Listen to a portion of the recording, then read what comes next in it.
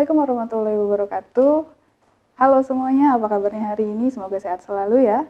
Berjumpa lagi dengan saya Putri Santika di mata kuliah Produksi Benih Tanaman Hortikultura.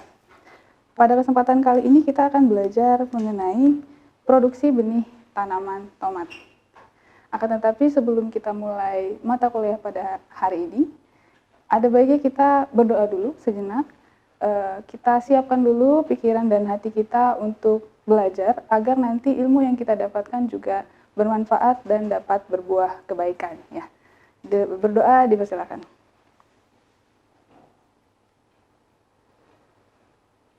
Baik, adik-adik silakan siapkan buku catatannya, siapkan juga hati dan pikirannya untuk belajar kali ini ya. Saya akan jelaskan dulu rules untuk hari ini adik-adik. Nanti saya akan ada games. Anggaplah games ya. Nanti saya ketika menjelaskan akan mengajukan 5 pertanyaan kepada adik-adik. Tidak akan saya tuliskan pertanyaannya, hanya akan saya sebutkan saja. Itu untuk mengantisipasi adik-adik yang suka skip-skip video ya. Supaya adik-adik mendengarkan kuliah saya dari awal sampai akhir ya. Jadi nanti saya akan ada 5 pertanyaan. 5 pertanyaan itu nanti bentuknya multiple choice adik-adik atau pilihan ganda ya. Nanti adik-adik akan jawab itu di Google Form yang nanti akan saya kirimkan. Begitu. Saya beri kesempatan untuk adik-adik menjawab pertanyaan itu 24 jam sejak kelas ini saya nyatakan dibuka. Nah, kemudian saya juga ada nih adik-adik, saya persiapkan juga 2 door prize untuk adik-adik yang mengumpulkan paling cepat dibandingkan dengan teman-teman yang lain. Tapi jawabannya harus betul semua ya, nggak boleh salah-salah. Baik, kita mulai adik-adik. Produksi benih tanaman tomat. Jadi lingkup materi hari ini yang pertama kita akan belajar mengenai botani dari tanaman tomat. Kegunaan tomat, apa sih kegunaan tomat ya, meskipun kalian juga sudah tahu mungkin ya. Syaratan tumbuh dari tanaman tomat dan teknik produksi benih tomat. Akan tetapi adik-adik karena waktu kita terbatas ya, jadi ini akan kita bagi 2. Yang teknik produksi benih tanaman tomat secara teknisnya akan saya sampaikan minggu depan lagi. Jadi minggu ini kita akan belajar 3 ini saja ya, yaitu botani, kegunaan, dan persyaratan tumbuh. Mengenai botani tanaman tomat, pertama kita harus belajar mengenai klasifikasi ilmiahnya dulu ya Dede. Iya, kingdom sudah jelas Plantae ya, divisi Spermatophyta, subdivisi Angiospermae. Kemudian dia juga masuk ke kelas Dicotyledon, dan ordonya adalah Solanales. Sementara familinya adalah Solanaceae, genusnya adalah Lycopersicon atau Solanum. Kemudian nama spesiesnya ada 2 Dede ya. Lycopersicon esculentum dan Solanum lycopersicum. Nah, saya jelaskan nih, kenapa bisa ada 2 begini, biasanya cuma ada 1 ya Bu ya. Jadi, ceritanya, Carolus Linnaeus pada abad ke-18 sekitar itu, menamai tanaman tomat dengan Solanum lycopersicum, dengan asumsi bahwa ini sama genusnya dengan kentang, sama-sama Solanum ya, dan terong juga. Kemudian, beberapa tahun setelahnya, kemudian ada suatu peneliti juga di bidang botani, yang menganggap bahwa tomat itu punya genus sendiri. Genusnya itu namanya adalah Lycopersicon, adik-adik, begitu. Tetapi seiring dengan perkembangan ilmu pengetahuan, pada abad ke-19-an kira-kira, abad ke-20 deh, pada abad ke-20-an kira-kira ditemukan analisis DNA dari tomat ini, ternyata memang betul tomat ini masuk ke genus Solanum, begitu ya. Tapi karena namanya sudah terlanjur seperti ini, jadi akhirnya tomat itu punya 2 pilihan begitu ya. Peneliti kadang menyebutkan tomat ini sebagai Lycopersicon esculentum atau Solanum lycopersicum. Nah, menyangkut ini ya Dede, pertanyaan saya nomor 1 adalah, apa nama Latin dari tanaman tomat? A. Solanum lycopersicum. B. Lycopersicum esculentum. C. Solanum esculentum. D. A dan B betul. Ini jawabannya sebenarnya sudah tertera ya, tapi kalau ada yang suka skip video pasti tidak tahu pertanyaan saya ini apa, begitu ya. Itu pertanyaan nomor 1. Silakan dicatat dan dijawab nanti ya. Lalu kita lanjutkan adik-adik menuju ke karakteristiknya. Nah, pertanyaan saya adalah, apakah tomat termasuk tanaman determinate ataukah indeterminate, adik-adik? Seharusnya adik-adik kalau dulu pernah belajar dasar-dasar agronomi ya, tahu apa perbedaan antara tanaman determinate dan indeterminate. Tapi saya ingatkan lagi, jadi adik-adik, tanaman indeterminate secara simpelnya ya adalah tanaman yang tidak bisa berdiri tegak sendiri adik-adik. kita harus menggunakan ajir. Sementara tanaman determinate adalah tanaman yang bisa berdiri tegak. Nah, menurut kalian apakah tomat itu termasuk indeterminate ataukah determinate? Mari kita lihat jawabannya. Nah, kita bandingkan ya Dede ya. Tomat itu ternyata masuk ke dalam dua tipe itu Dede. Tomat itu masuk ke dalam indeterminate, ada juga yang masuk ke dalam determinate. Jadi memang tipikalnya sangat beragam ya Dede. Jadi ya Dede, karakteristik dari tanaman indeterminate adalah dia pada saat si tanaman itu mulai berbunga, pertumbuhan pucuknya tidak selesai, tidak berhenti bertumbuh. Sehingga meskipun dia sudah berbunga nih ya Dede, dia masih akan terus tetap tumbuh memanjang. Sementara kalau tanaman determinate Dede seperti dilihat pada gambar ya, ketika dia mulai berbunga, maka pucuk meristemnya itu berubah menjadi pucuk-pucuk bunga, menjadi kuntum-kuntum bunga dan akhirnya menjadi buah begitu ya. Makanya ketika dia berbuah, pertumbuhannya akan terhenti di situ, sehingga dia tidak memanjang, hanya seperti itu saja. Nah, itu adalah karakteristik utama dari tanaman indeterminate dan tanaman determinate. Nah, seperti ini contohnya Dede ya. Kita bisa bedakan nih, kalau tanaman tomat yang indeterminate, positifnya adalah dia berbuahnya itu banyak ya Dede. Kenapa? Karena kan panjang ya, dan di setiap ketiak daun nanti akan muncul buah, begitu ya. Kalau dengan kita melakukan pruning atau pemangkasan yang tepat, maka buahnya itu akan banyak sekali. Tetapi, repotnya adalah pertama harus dipangkas ya, repot ya. Yang kedua adalah ketika dia terlalu panjang, maka penanganan kita juga di lahan akan menjadi sulit begitu. Sementara Dede, kalau tomat determinate itu panennya sekaligus begitu ya. Karena kan dia kalau sudah berbunga sudah ya berhenti, tidak tumbuh lagi begitu. Akhirnya dia panennya cuma sekali dan hasil panennya tidak terlalu banyak. Tetapi memang dia di lahan tidak terlalu repot untuk dirawat begitu. Ya ini ya, jadi tadi karakteristiknya sudah saya ceritakan. Pertumbuhan batangnya, kalau yang determinate itu nanti pada saat tanaman sudah berbunga gitu ya. Terus batangnya pendek, umur panennya singkat, jadi panennya sedikit begitu. Kemudian kalau yang indeterminate itu pertumbuhannya terus menerus, sehingga panennya memang bertahap Dede, sedikit, kemudian tetapi dia punya masa tanam yang lama begitu. Akhirnya Dede, karena ini dua-duanya punya kelebihan dan punya kekurangan ya. Akhirnya para peneliti kemudian mencoba mengambil jalan tengah Dede dengan cara membuat tomat semi indeterminate. Jadi dia determinate bukan, indeterminate juga bukan. Jadi dia menggabungkan keuntungan dari kedua jenis tomat ini. Begitu. Nah, Dede, sekarang yang banyak ada di pasaran tomat itu adalah tomat semi indeterminate. Nah, itu yang mau saya jelaskan. Begitu ya Dede ya, mudah-mudahan paham. Nah, pertanyaan saya nomor 2, Dede, silakan disimak. Saya close dulu jawabannya ya. Pertanyaannya adalah, tanaman tomat termasuk pada tanaman jenis apa? A. Determinate, B. Indeterminate, C. Semi indeterminate, atau D. Semuanya betul. Silakan dijawab. Selanjutnya, Dede, ini kan tanaman tomat ya. Kalau Dede mungkin di pertanian sering ya melihat tanaman tomat. Bunganya seperti ini ya Dede, warnanya kuning. Ini adalah mahkotanya dan ini adalah kotak sporanya. Nah, seperti ini kalau didetailkan ya Dede ya. Jadi ini mahkotanya di luar nih, warna kuning. Kotak sporanya juga warna kuning. Sementara putiknya itu ada di dalam ya Dede ya. Jadi tanaman tomat ini adalah tipe tanaman yang hermaprodit ya. Jadi dalam satu bunga yang sama ada kelamin jantan dan ada kelamin betina. Hanya saja putiknya memang agak tersembunyi, ada di dalam. Kemudian ini adalah biji dari tanaman tomat. Tidak perlu saya jelaskan, sepertinya di dasar-dasar teknologi benih Adik-adik pasti sudah sering melihat ya biji tanaman tomat seperti ini. Jadi luarnya ini berbulu, ukurannya kecil sekali 3-5 mm begitu. Nah, ini adalah tipe pekercambahan dari tanaman tomat Adik-adik. Tipenya adalah epigel ya. Jadi ketika dia tumbuh, kulitnya ikut terangkat ke atas. Sekarang saya akan jelaskan jenis-jenis buah tomat ya Dede. Nah, ini adalah benih-benih yang beredar di pasaran ya Dede, tomat ini. Banyak sekali ragamnya. Karena memang tanaman tomat ini tipe yang punya keragaman yang cukup tinggi begitu ya. Jadi banyak sekali, bahkan satu perusahaan saja bisa sampai mengeluarkan lebih dari 20 varietas tomat ya, tomat saja begitu. Tetapi kita bisa klasifikasikan adik-adik berdasarkan bentuknya mungkin ya. Nah, ini adalah tomat plum namanya, karena mirip seperti buah plum.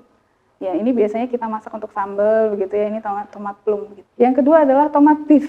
Kalau adik-adik mungkin sering makan burger ya, tomat yang ukurannya besar begitu, itu namanya adalah tomat beef. Kemudian ini adalah tomat cherry, karena kecil-kecil dan mirip cherry gitu.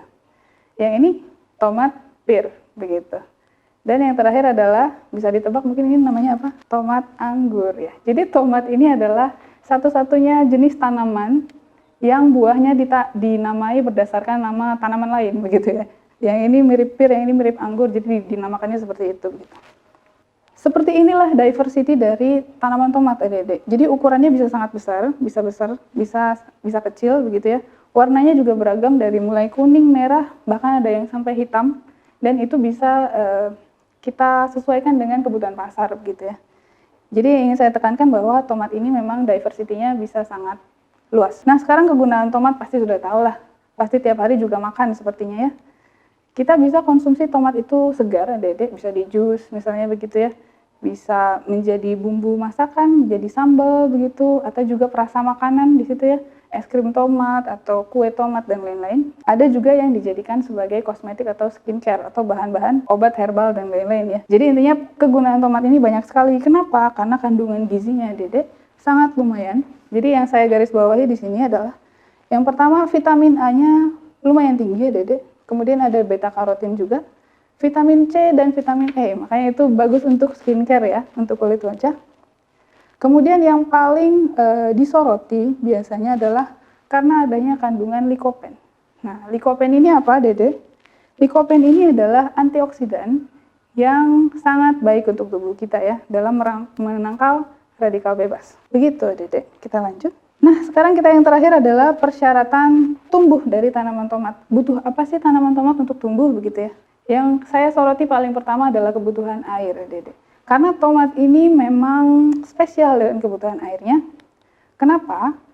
Jadi tanaman tomat ini tidak bisa kalau pengairannya berlebihan, Dede. Berlebihan sedikit, maka akan terjadi penyakit-penyakit seperti ini. Mungkin adik-adik di lahan sering lihat ya, penyakit layu bakteri seperti ini. Tomat itu rentan sekali terkena penyakit layu bakteri, apalagi kalau asalnya itu dari perakaran. Sehingga pengairannya itu harus dijaga agar tercukupi, tapi tidak boleh kelebihan begitu. Dan nanti kalau misalnya ekstrim kondisinya, nanti akarnya akan cepat membusuk adik-adik dan bisa mati begitu. Nah, pengairan yang berlebihan juga akan memanjakan dari akar tomat ini ya, Dede. Nanti dia akarnya akan pendek dan mudah roboh. Begitu ya. Jadi intinya begitu ya, kebutuhan air tomat itu spesial, harus tercukupi tapi tidak boleh terlalu berlebihan. Sekarang kita bicara tentang musim tanam, Dede. Kira-kira kapan nih? Tadi kan soal air-air ya, pasti ada hubungannya dengan musim, Dede, musim tanam. Nah, musim tanam tomat itu kurang lebih, adik-adik, 2 bulan sebelum musim hujan berakhir sampai dengan awal musim kemarau. Kenapa? Karena ketika nanti tomatnya tumbuh besar dan berbuah dan lain-lain, itu tidak boleh kelembabannya terlalu tinggi atau curah hujannya terlalu tinggi. Jadi kita mending menanam di awal musim kemarau atau di akhir musim hujan begitu. Jadi kira-kira tanamnya adalah bulan Maret hingga April, adik-adik. Itu adalah musim tanam dari tanaman tomat gitu ya. Nah, ini pertanyaan saya kemudian ya. Jawabannya saya close dulu. Kapankah musim tanam tomat? Ini soal yang ketiga ya. Kapankah musim tanam tomat? A. Maret hingga April. B. Agustus hingga September. C. September hingga Oktober. Dan D. November hingga Desember. Silakan dijawab, adik-adik. Itu adalah pertanyaan nomor 3. Nah, pertanyaan saya sekarang, bisakah kira-kira tomat ini ditanam tanpa ada resiko peningkatan penyakit begitu ya? Karena adik-adik pasti tahu kan kadang ada berita begitu ya, tomat menjadi seperti tidak ada harganya begitu ya. Murah sekali. Kenapa? Karena musim tanamnya yang sangat sempit, adik-adik. Jadi orang-orang ketika nanam tomat itu rame-rame, bareng gitu ya. Hingga nanti akhirnya produknya menjadi terlalu banyak, akhirnya harganya menjadi jatuh. Nah, kita harus akali ini, adik-adik, karena kan kita hubungannya juga dengan produksi benih ya, yang harus continue selama 1 tahun itu bisa memproduksi begitu. Nah, bisakah tanaman tomat ditanam tanpa peningkatan resiko terkena penyakit? Ada beberapa cara, Adik-adik, yang bisa dilakukan. Yang pertama adalah dengan grafting atau dengan menyambung, Adik-adik. Ya, jadi tanaman tomat disambung dengan tanaman terong sebagai batang bawah. Kenapa? Karena yang menjadi riskan dalam tanaman tomat adalah akarnya, kan tadi saya ceritakan. Jadi akarnya kita bisa ganti dengan tanaman terong. Berhubung mereka satu genus yang sama ya, sama-sama Solanum begitu, hingga mereka menjadi cocok. Begitu. Ya, begini ya Dedek, disambung jadi batang atasnya tomat, batang bawahnya terong. Dan praktek ini sering sekali digunakan sekarang di perusahaan-perusahaan besar Dedek, supaya mereka bisa memproduksi benih yang kontinu sepanjang tahun begitu. Jadi ini step-stepnya bisa dilihat, ini kira-kira umurnya sekitar batang bawahnya ya. Ini adalah batang bawahnya, terong. Umurnya sekitar 3-4 minggu. Kemudian kita belah dengan menggunakan silet. Lalu kita siapkan juga ini batang atasnya tomat. Lalu kita bentuk V seperti biasa kita mau grafting ya. Seperti itu. Kemudian kita celupkan ke dalam telur putih telur begitu. Sebagai perekatnya. Kemudian kita sambungkan dan kita ikat.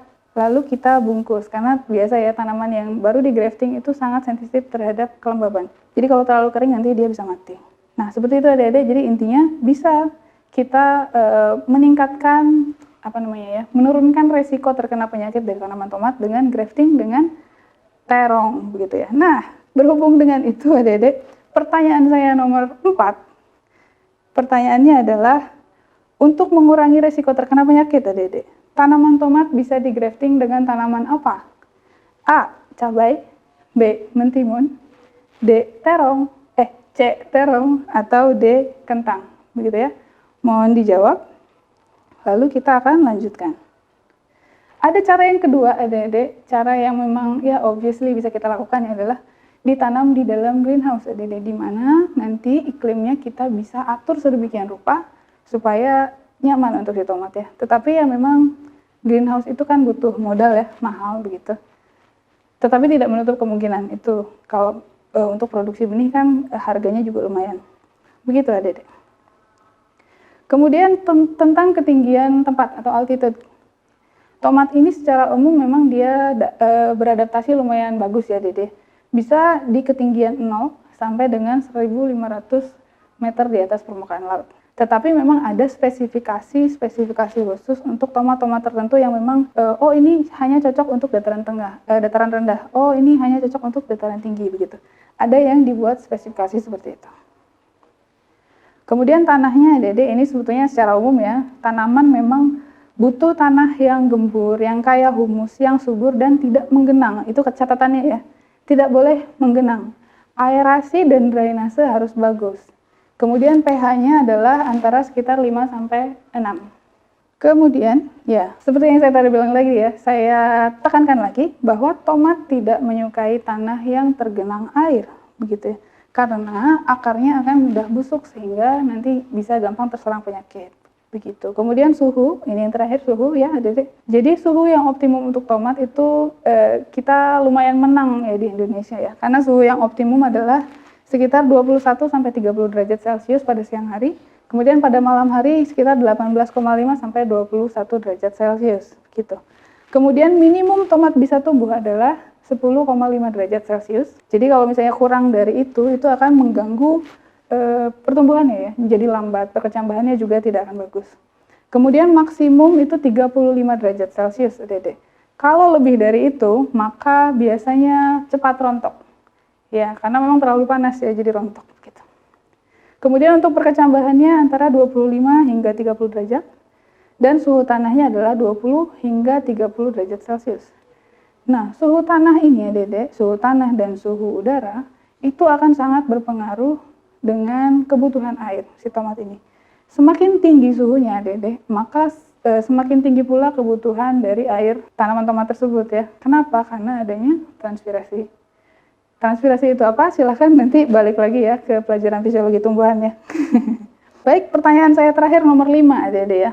Tanaman apakah yang tidak satu famili dengan tanaman tomat? A. Cabai, B. Mentimun, C. Terong, atau D. Kentang. Itu pertanyaan saya nomor 5 dan terakhir. Dan seperti biasa, saya tanyakan lagi kepada adik-adik nih. What have you learned today, adik-adik? Apa yang adik-adik bisa pelajari hari ini? Apakah ada yang bisa dipelajari? Mudah-mudahan ada, dan tolong dipikirkan dan dimasukkan ke hati dan pikirannya adik-adik kalau yang baik-baik ya. Begitu, silakan dipikirkan. Dan yang terakhir, buah-buah apa yang sering muncul di akhir film? Jawabannya adalah buah tomat. Ya, terima kasih adik-adik. See you next week. Assalamualaikum warahmatullahi wabarakatuh.